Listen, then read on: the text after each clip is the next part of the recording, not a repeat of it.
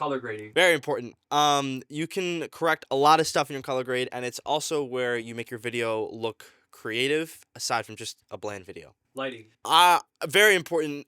Dare I say, the most important thing. You can have the worst equipment in the world, but if your lighting is on point, your video will look like 10,000 times better. Master your lighting before you master anything else, hands down. Having a good camera.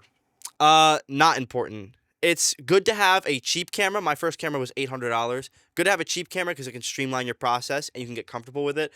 But overall, not very important. Expensive lenses. Not important. My first lens was $80 and the characteristics of it were incredible.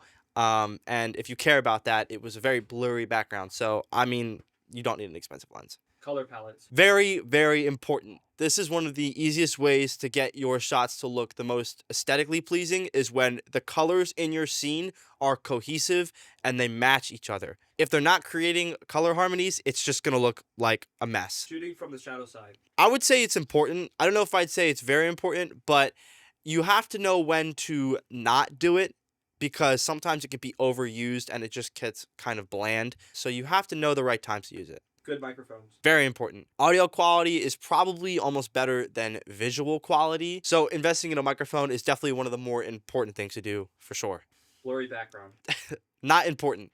People are obsessed with having their backgrounds be super blurry and they want it like that portrait shot. The best films were shot with everything in focus. I could go on and on. I'm not going to, but not important. Recording in 24 frames per second. Actually, very important.